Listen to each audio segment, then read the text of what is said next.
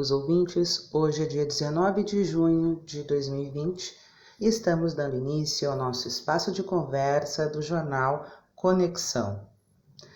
Eu sou Jana Krause e convido a vocês a participar do nosso programa, hoje com 3 convidadas, 3 grandes mulheres que estão na frente de batalha contra a pobreza, contra a desigualdade social, nesta época em que estamos sofrendo tanto com a pandemia.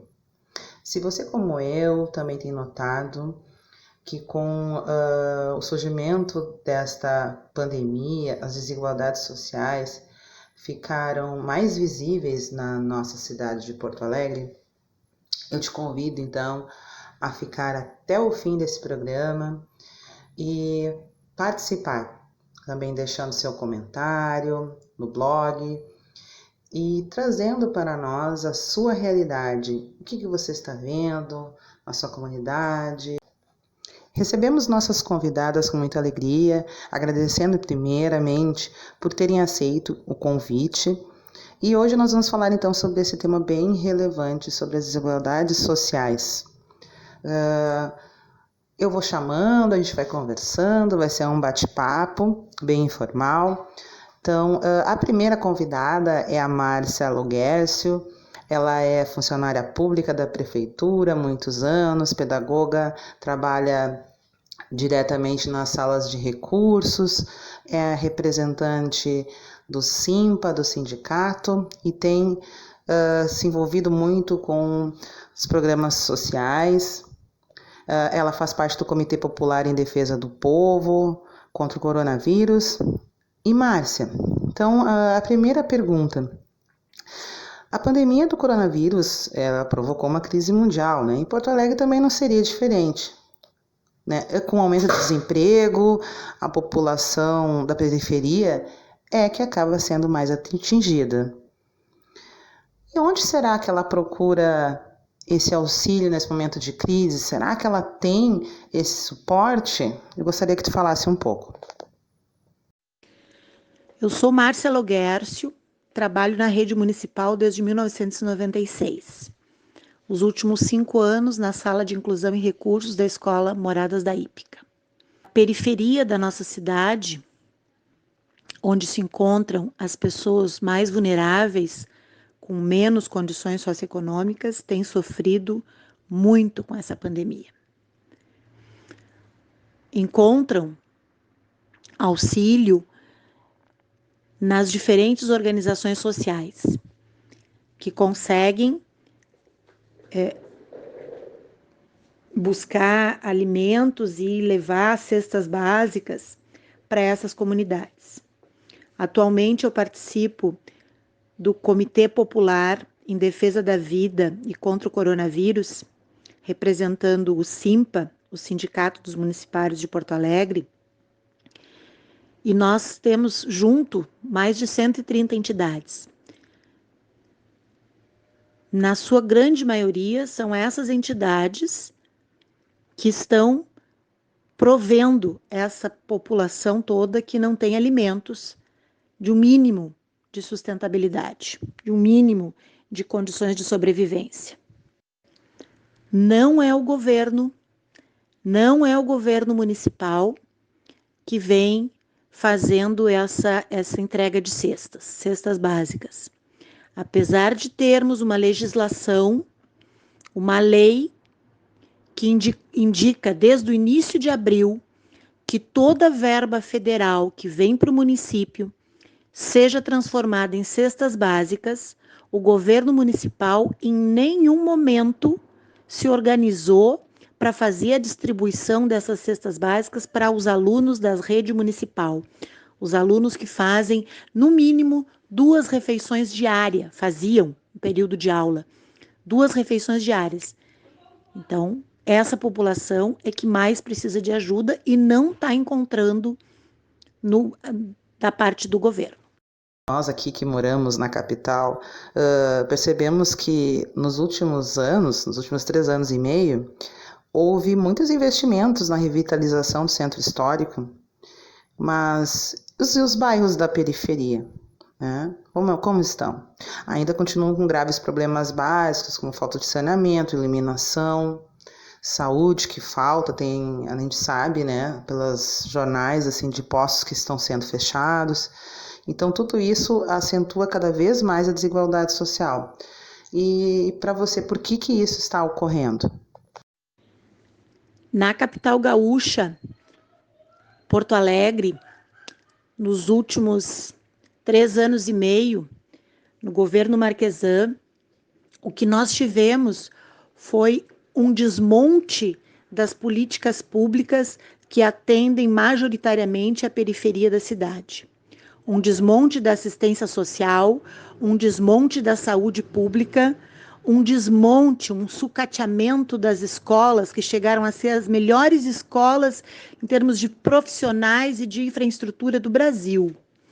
Um desmonte total e absoluto. Na questão do saneamento básico, nós temos hoje um Departamento Municipal de Água e Esgoto, DEMAI, superavitário, sempre com profissionais qualificados, contratados através de concurso público, que vem sendo também sucateado. E por isso, hoje, nós temos metade dos técnicos que poderíamos ter no DEMAI. E a falta desses técnicos é que tem provocado as faltas d'água, principalmente na Lomba do Pinheiro, em regiões mais altas da cidade. Então, em todas as áreas, nós temos prejuízo, porque este governo não trabalha para a população, trabalha para os seus parceiros que o elegeram. E para encerrarmos, eu queria que tu falasse um pouco, Márcia, sobre as medidas adotadas pelo governo, né? A gente sabe que são várias ações, o Ministério da Saúde passa, secretarias, vários protocolos que as pessoas deveriam agir, né, e fazer. Mas, assim como o distanciamento social, será que ele funciona de forma geral para toda a população? Todas essas medidas que são colocadas, né? Fique em casa, será que isso aí funciona para todo mundo? Está ao alcance de todos? Né? E como a gente poderia mudar essa realidade, assim, para que realmente todo mundo fosse atingido, que pudesse se cuidar igualmente? As medidas de distanciamento social para preservação da vida teriam condições de funcionar para todas as famílias, para todas as pessoas, se nós tivéssemos um programa de renda mínima que pudesse dar conta da sustentabilidade para que essas pessoas pudessem se manter com mínimas condições de sobrevivência. Infelizmente, o que nós vemos na nossa cidade é um abandono dessa população. Diminuíram a frota de ônibus, então as pessoas continuam tendo que trabalhar com ônibus lotados, né? Então, o distanciamento social consegue fazer quem consegue se manter com o valor que recebe. Tá? Para mudar essa realidade, teríamos sim que priorizar, porque dinheiro para os bancos em março foi distribuído, muito dinheiro, trilhões, da ordem de trilhões foi colocado para os bancos. Agora, por que esse dinheiro não vem para os pequenos e micros empresários para poderem continuar mantendo seus funcionários fazendo distanciamento social? Por que não vai para as pessoas poderem ter uma renda mínima? Toda a burocracia, todo o que foi aprovado no Congresso Nacional, R$600 para cada família e para a mãe solo, em torno de R$1.200, a burocracia para acessar esse valor é absurda. Então, muito podia ser feito se os nossos governantes, nas 3 esferas, federal, estadual e municipal, realmente pensasse na preservação da vida, na defesa da vida, na qualidade de vida da sua população. Agora vamos conversar um pouquinho com Terezinha Dinamar dos Santos, que é líder comunitária, neuropsicopedagoga, também tem um trabalho muito bonito num programa de rádio como locutora, no programa Mulheres em Ação. E eu gostaria então de saber como os moradores da sua comunidade, a Dorival Castilho Machado, estão enfrentando essa crise decorrente da pandemia do coronavírus. Existe algum tipo de ajuda do poder público? E, assim, quais as ações que estão sendo feitas para ajudá-los, né? Da sua parte como líder comunitária, como você se sente com essa ajuda ou falta de ajuda do governo? Meu nome é Terezinha Dinamar dos Santos, sou líder comunitária da Associação dos Moradores da Rua Dorival Castilhos Machado, Zona Sul de Porto Alegre. Na nossa comunidade, inclui em torno de 3.000 moradores. Nesses 3.000 moradores, inclui alguns moradores da proximidade. Moradores esses que têm grandes necessidades. Então, nós temos um cadastro das famílias. Estas famílias também, 80% têm um cadastro no CRAS, Cadastro Único. Mas neste momento de pandemia do coronavírus, nós chegamos a uma conclusão. Como o nosso governo está fraco em termos de ajuda a essas famílias necessitadas. Porque uma grande parte dessas famílias trabalham na informalidade. Mulheres chefes de família, que trabalham como doméstica, como diaristas, e que hoje estão sem trabalho. Encaminhando para o CRAS, encaminhei inclusive uma lista para o CRAS dessas famílias, com as dificuldades. E o que nós conseguimos no CRAS? Uma cesta básica mensal neste período de pandemia. Só que esta cesta básica é uma cesta de igual para todos, sendo que tem famílias com 8 integrantes. E esta cesta básica, conversando com alguns familiares, dá no máximo uma semana. A ajuda do governo federal de R$600 está sendo muito pouco. Não tem como as famílias se manter. Eu, como dirigente e demais integrantes da diretoria, estamos procurando buscar ajuda com particulares, com amigos, com familiares, para poder ajudar essas famílias necessitadas nas suas demandas. Porque elas têm água, elas têm luz, elas têm gás, elas têm crianças pequenas. Como sobreviver nesse momento tão difícil? E ficou bem mais visível o trabalho informal. O número grande de pessoas trabalhando na informalidade, que nesse momento estão sem trabalho, sem a escola para os seus filhos, onde seus filhos fazem as refeições. Por exemplo, o serviço de convivência e fortalecimento de vínculos é um trabalho que é feito com as crianças no horário inverso da escola. Muitas crianças saem da escola e vão para o serviço de convivência e fortalecimento de vínculo, onde fazem as suas refeições e saem já jantar. Então sabemos que neste momento realmente não é possível isso. Mas o nosso governo está vindo à contramão. O nosso governo, nesse momento dessa grande dificuldade, retirou os convênios, as parcerias das escolas, inclusive conveniada do serviço de fortalecimento de vínculos, que atende criança de 6 a 14 anos. Mas o nosso governo está vindo à contramão. O nosso governo, nesse momento dessa grande dificuldade, retirou os convênios, as parcerias das escolas, inclusive conveniada, do serviço de fortalecimento de vínculos, que atende criança de 6 a 14 anos.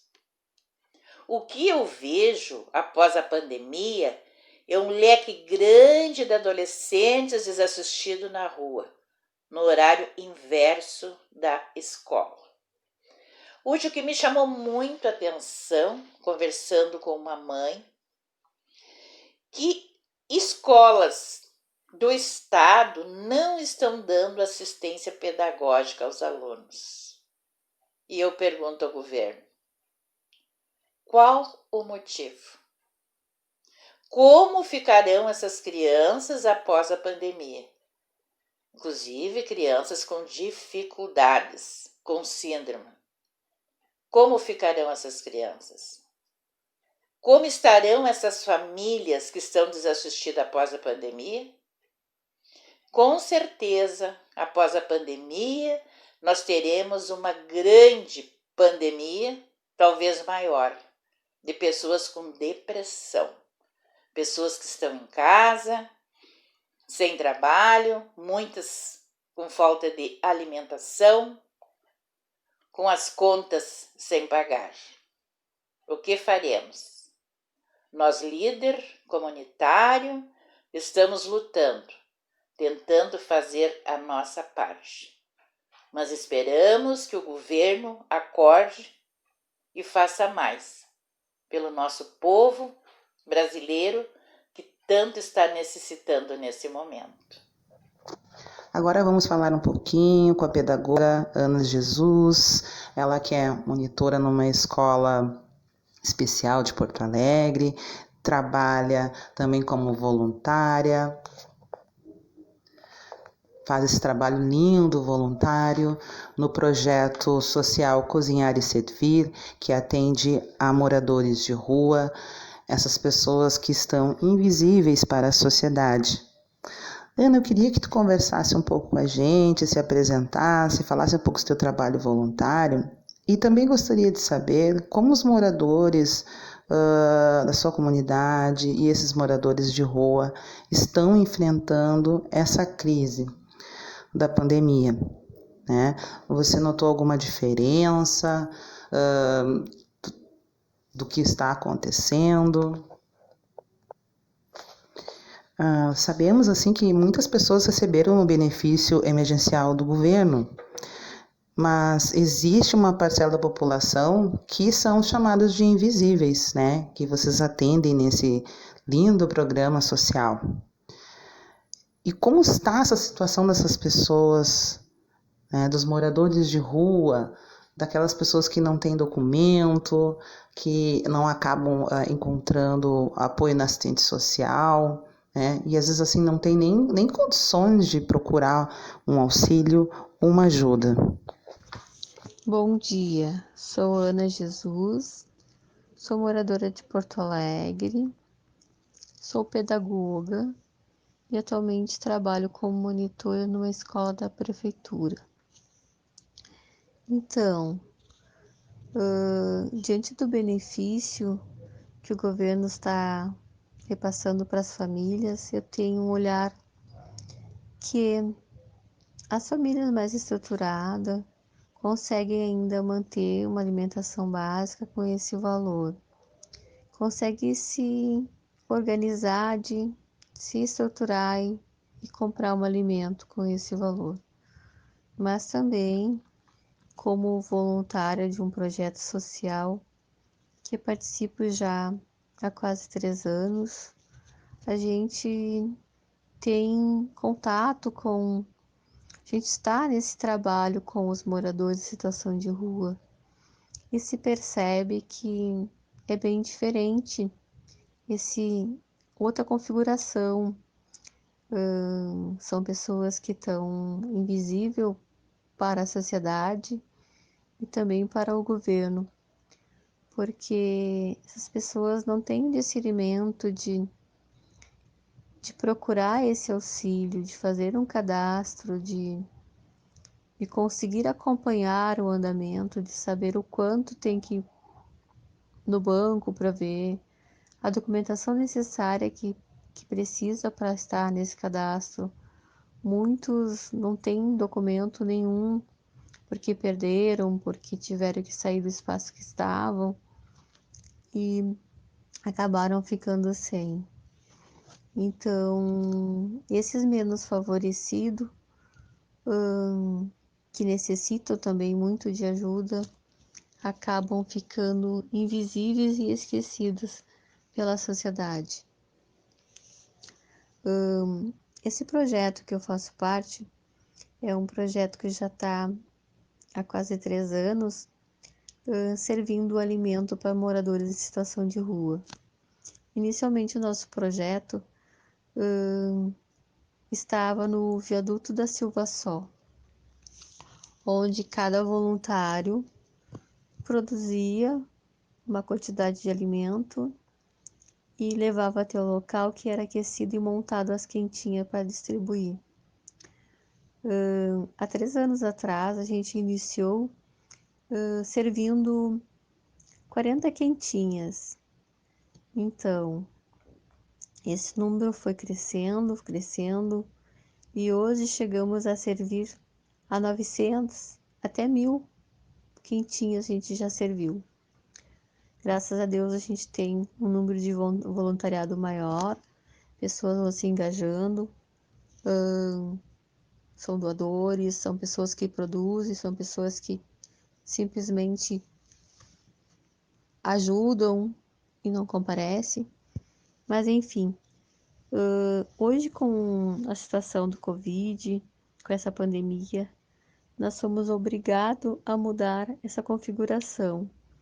Então, não estamos mais distribuindo o alimento lá no viaduto. A gente prepara, a gente tem um espaço, temos um espaço cedido pela prefeitura, que é uma sala que estava vazia, que era em uso do DMLU.